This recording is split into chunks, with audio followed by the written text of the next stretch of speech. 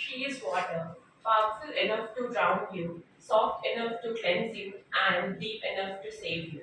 A very good morning to all of you. I'm Anushka, and today I'll be shedding light on the subject women empowerment.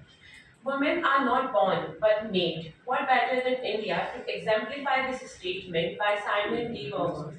The Indian government, the Indian culture gives women the utmost respect. They are preached under the names of Durga, Saraswati, Parvati, and Kali. During the early Vedic era, there are evidences to show that women were given some respect and opportunities in domestic life. They were considered as the creator, protector, and educator of their children. But the status of women was inferior to that of men in the practical life.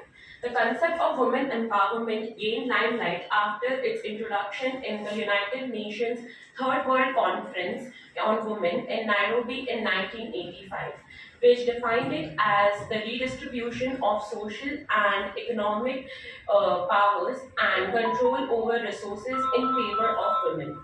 The Indian government has taken significant steps to empower women, creating opportunities for them to uh, enhance their quality of life and attain economic independence. For example, Beti Bachao, Beti Padhao. The scheme aims to ensure the survival, protection, and education of girl children by creating social awareness, uh, addressing the declining sex ratio, and enhancing the emphasis on welfare schemes developed for girls. This scheme is eligible for a family with a girl child below 10 years of age, and such a family must have a SSA, that is Sukanya Samriddhi account in Nationalized Bank. The government has also launched STEP, Support to Training and Employment for Women program. This scheme is one of the most effective schemes of women empowerment in India. It is designed to provide women training in skill development and assure employment to them. It offers grants to various institutions and organizations to conduct training programs. It is eligible for all the women of age of 16 years and above. Similarly, there are many more such schemes launched by our government aimed to empower women. Um,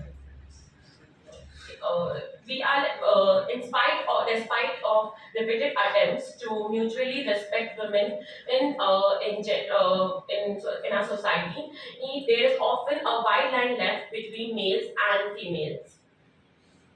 On the one hand, people worship them as goddesses, and on the other, they mistreat them mercilessly and think less of them. Uh, they still face significant challenges such as sexual harassment and assault, child marriages, education, and whatnot. A current survey done by government and on reports of crime, the India logged around 31,667 cases of rape, 80 and approximately 86 cases on a day. And on an average, 49 cases, incidents of violence against women have been reported per hour.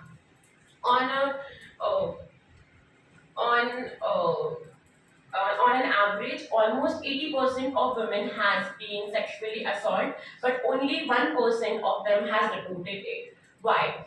Because in our society, if a woman gets assaulted, she is considered as the guilty one.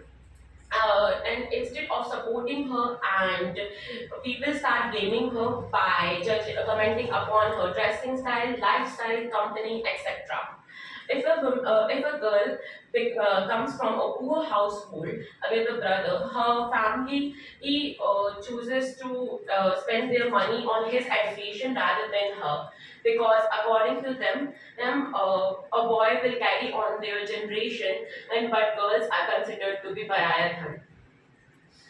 But the fact that they avoid but the fact that they avoid is that they cannot pass on a generation without a girl, since an infant can only be born with a woman. Why do we keep on forgetting in that these are the only women who once gave their life while fighting for her kingdom? Yes, she is none other than the Rani of Jhansi, Rani Lakshmi Bai, who is also honored as Khoob Ladi Mardani, wo to Jhansi wali Rani thi. But how can we, as individuals, help women to grow and support? We should start firstly by celebrating the birth of a girl child in our families and communities. We should encourage women to go out, pursue higher studies, do work, do business, and encourage them to attain education. We should support them to stand up for themselves. We should report any incidents of sex discrimination.